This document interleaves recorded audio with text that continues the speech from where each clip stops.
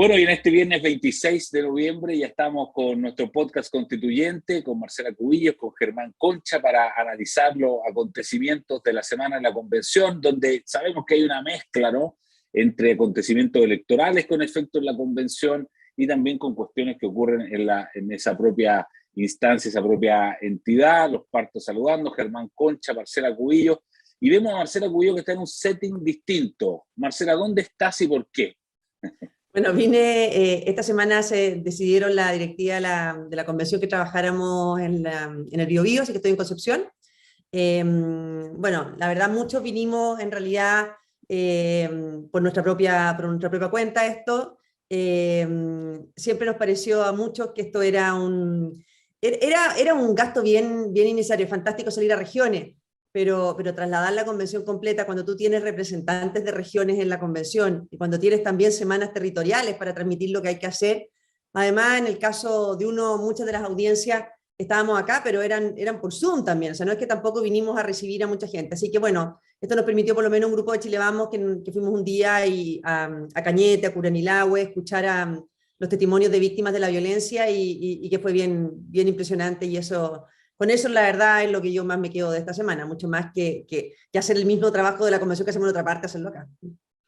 Marcela, ¿y esto va a ocurrir con cierta frecuencia esta semana, así como estas que vivieron fuera de Santiago y viajaron? Tú no, pero sé que en vuelos arrendados, ¿no? Sí, no sé, esto está como estructurado, pero yo no sé si después de esto lo van a seguir haciendo, o sea un gasto muy grande, y la verdad que yo creo que hay que hacer una evaluación seria de cuánto se escuchó a la región. O sea, la crítica que nos hacían a nosotros, muchos de las familias de las víctimas, es que, bueno, si vinieron para acá, ¿por qué no fueron? Entonces, sesionar dónde están las zonas de peligro, ¿por qué no los escucharon a las víctimas? Algunas víctimas quedaron molestos de que no los escucharon, de que no, o sea, si vienes para acá es para escuchar a la gente afectada acá, no para escuchar a abogados o a expertos que los puedes escuchar por Zoom, y que de hecho muchos de ellos los escuchamos por Zoom también acá. Claro, no deja de ser curioso eso. Déjenme ponerle el siguiente tema para conversar esta semana, porque la semana pasada decíamos, bueno, ¿qué efectos puede tener la elección en el trabajo de la Convención Constitucional? Y sentíamos nosotros que de acuerdo a las proyecciones que había en ese minuto, la Convención seguía teniendo un poder enorme. Sin embargo, pasó algo relativamente inesperado, y es que el Senado quedó empatado, ¿no? Quedan 25 y 25 a partir de marzo, lo cual era un dato que francamente yo no vi en ninguna proyección, nosotros no lo vimos, sabíamos que podía quedar cerca la derecha de la mitad del 50%, pero nunca que alcanzar el 50%. Y ese es un dato importante, no menor. Se estuvo conversando durante varios días cómo esto iba a tener efecto, pero ayer el vicepresidente de la convención, Jaime Baza, que yo entiendo que es como de alguna manera el hombre del poder ahí adentro, hace el análisis y dice: ciertamente las elecciones del domingo no nos dejan indiferentes. Dice que la elección parlamentaria, donde los equilibrios que se reflejaron especialmente en el Senado son también una señal probablemente a la templanza y a mirar los procesos de transformación desde esa perspectiva. Y ahí empieza a decir básicamente que los plebiscitos dirimentes probablemente no van a existir, que probablemente la extensión del plazo no va a existir, y empieza de alguna manera a hacer una predicción de que muchos de los sueños más extremos, si uno quisiera, que habían, hay que volver a recalcular eso, a recalibrarlo. Y a mí de verdad me pareció súper importante estas declaraciones de Jaime Baza, y quería entonces con ustedes plantearlo. Quizás, Germán, ¿cómo lo ves tú? ¿Qué te pareció? No sé si tú estás de acuerdo con que esto cambie un poco las cosas, o a ti te parece que no. Hola, ¿cómo están? A ver, lo hemos comentado antes. Yo creo que la convención se asumió a sí misma, o la mayoría en la convención se asumió a sí misma como una especie de, no solo un poder del Estado y un órgano mucho más desarrollado y fuerte de lo que la propia Constitución prevé, sino que además como la expresión de una voluntad popular que se había quedado consolidada y congelada para siempre. Y por lo tanto la convención podía hacer lo que quisiera, porque el país había tomado una definición de una vez y para siempre. Y había como una apertura de los tiempos a una refundación total, y eso no iba a cambiar. Y nosotros dijimos que una de las maneras en que eso podía cambiar es que las elecciones empezaran a mostrar que eso no era cierto. y que por lo tanto el país estaba pensando otra cosa. Y aquí tienen, me parece, un efecto bien interesante en dos sentidos.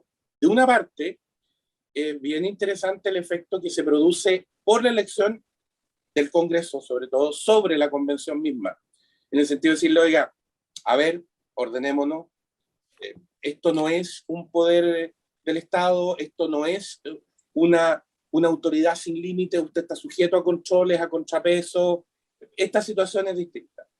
Pero también es muy interesante, si ustedes se acuerdan, y a mí me quedó por lo menos fue muy llamativa la imagen, en la celebración o en el acto de esa noche, el domingo, del candidato Gabriel Boric, que por las frases cruzadas con la presidenta Loncón uno entiende que era como el candidato de la mayoría de la convención, digamos, o sea, era el representante de la hegemonía de la convención como candidato a presidente. Y es muy interesante un símbolo, como los símbolos cargan en estas cosas, pues si ustedes se fijaron, el candidato Boric celebra con la bandera chilena. Y bien puesta. No está celebrando con otras de la cantidad de banderas que nos trataron de decir que eran las banderas, ni siquiera que cuando cuelga la convención la bandera chilena la cuelga al revés. No, celebra con la bandera chilena bien puesta. Entonces, parece que todo este discurso de que no había república, de que la bandera no, de que todo no, entonces ahora hay que empezar a decir, parece que el país sí quería bandera, sí quería república, sí quería el mismo nombre, sí quería seguir siendo Chile. Yo creo que eso es muy importante. Y me parece que el vicepresidente Baza solo está reconociendo la realidad, digamos. Marcela, tuviste, me imagino, las declaraciones. No sé si habrá generado no sé qué se ha conversado de esto mismo dentro de la convención. A ver, yo creo que varias cosas. Nosotros dijimos muchas veces, ¿no es cierto?, en este podcast, que sentíamos que la convención estaba quedando fuera de juego respecto a lo que pasaba en Chile, y yo creo que la elección lo confirmó. El ambiente, la discusión, el maximalismo, lo refundacional, etcétera, que uno vivía adentro de la convención, era un microclima respecto de lo que estaba ocurriendo electoralmente. Entonces, a mí me parecen dos cosas fundamentales. Para los convencionales, que somos minoría en la convención, la sorpresa de la composición del Congreso, porque la verdad que yo creo que nadie previó eso, nos deja muy tranquilos en el sentido de que no tienen votos para cambiar las reglas del juego de este proceso constituyente. El mayor temor que teníamos era que iba a llegar un Congreso nuevo, con gente que no tenía nada que ver con el acuerdo de noviembre, etcétera, y que nos podían cambiar las reglas del juego a petición de señora Loncón y compañía, porque ella ya había mandado un oficio, ¿no es cierto?, para que el Congreso hiciera lo que le demandaba este supuesto poder originario, que era muy divertido, poder originario, pero le pide al otro poder para que le regule las reglas. Pero entonces ya la tranquilidad de que no van a poder ampliar el plazo más allá, de que el plebiscito dirimente probablemente no se acepte, de que las normas de reemplazo a un Rojas Bade o la ley Rojas Bade, que era para el ADEO, entonces la estabilidad de las reglas del proceso constituyente creo que es muy importante con esta composición del Congreso. En segundo lugar, yo creo que también el fracaso electoral de la izquierda y la sorpresa que ellos se llevan, ¿no es cierto?, en esta elección, se debe también en parte a lo que han hecho en la convención. O sea, yo creo que la convención es muy responsable de lo que le ha ocurrido a Frente Amplio, etcétera, porque donde gobierna el Frente Amplio y el PC es en la convención.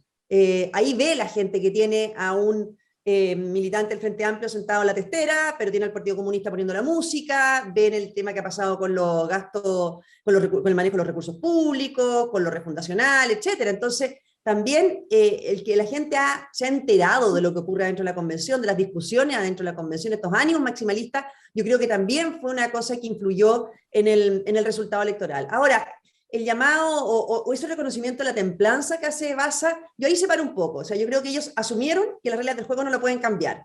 La templanza ojalá dure más de un mes, porque en el fondo ahora tenemos la elección. Entonces, yo igual que Germán, o sea, reaparecieron las banderas chilenas, y eso ojalá lleguen para quedarse, y no solamente por un mes. Uno dice, bueno, la violencia, uno los ven tan enredados, ¿no es cierto?, con el discurso de la violencia, cuando lo hemos visto cero enredado desde el 4 de julio en la convención, validando, promoviendo, justificando la violencia. Entonces, yo veo más que en lo formal no van a poder cambiar las reglas del juego, creo poco que en un órgano donde tienen la mayoría y la hegemonía que tienen, vayan al final a moderarse demasiado. Pero es una luz de alerta, que aquí la gente al final la que va a resolver en el plebiscito de septiembre.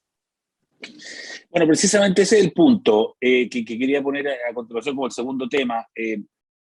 Germán, hay gente que dice que este resultado, este virtual empate en el Senado y probablemente una segunda vuelta que sea lo que sea que ocurra, probablemente va a ser muy estrecha, muy empatada, es como un preámbulo de lo que podría ser el plebiscito de salida, y que hoy día, antes, si el plebiscito de salida se daba como por descontado que se aprobaba, hoy día no es tan claro.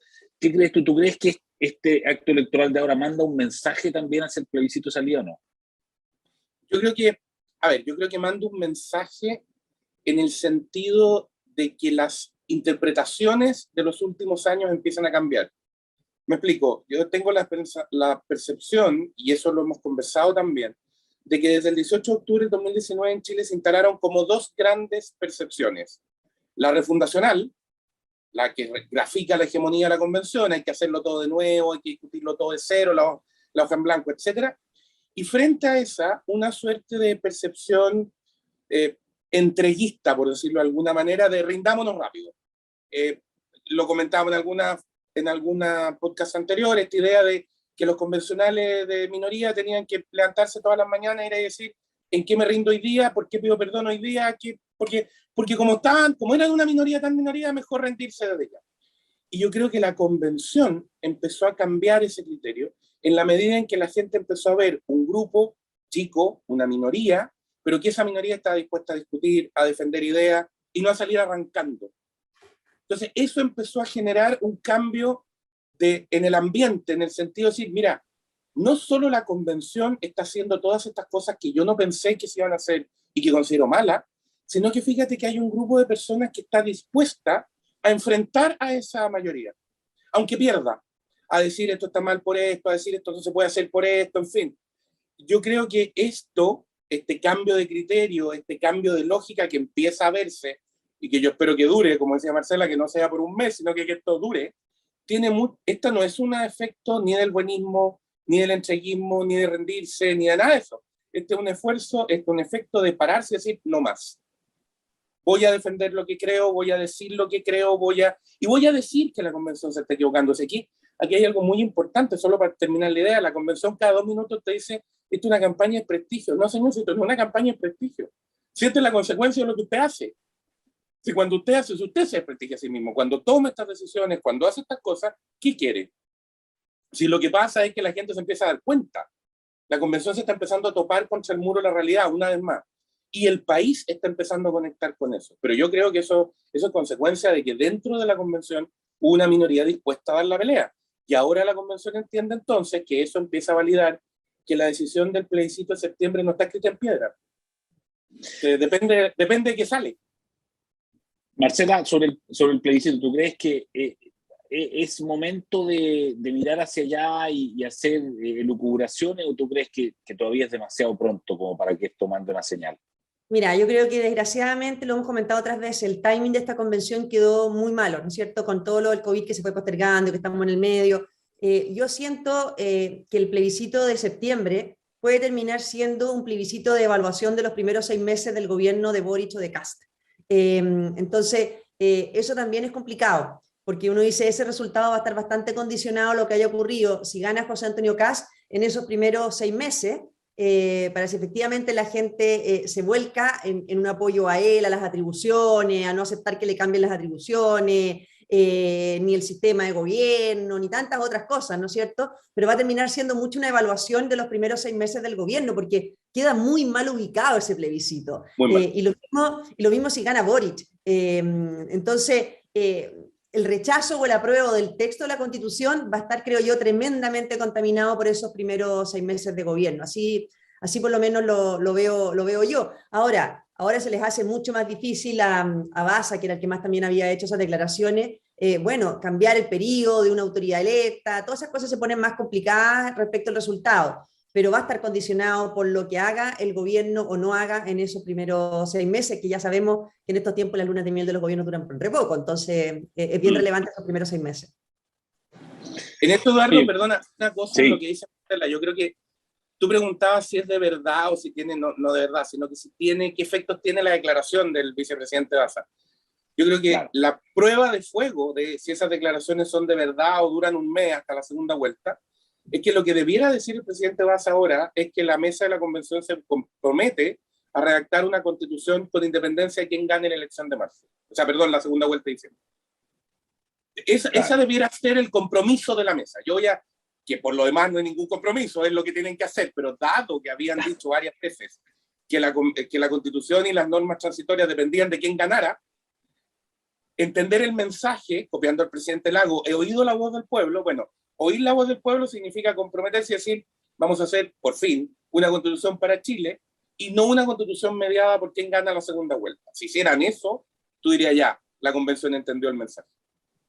Claro. Oye, súper interesante todo, súper entretenido. Fíjate cómo van apareciendo cosas súper novedosas y en la proyección. Así es que nada, pues como siempre, muchas gracias, Germán Concha y Marcela. Yo sé que los dos tienen viaje hoy día, así es que grabamos temprano este podcast esta mañana y les deseo un excelente fin de semana y nos vemos el próximo viernes. Gracias. Chao. Muchas gracias, buenos días. Haz que estos contenidos lleguen más lejos haciéndote miembro de la Red Libero. Hola, si aún no lo has hecho, te invito a suscribirte aquí en nuestro canal de YouTube. Estarás al día con programas y contenido que no encontrarás en otra parte.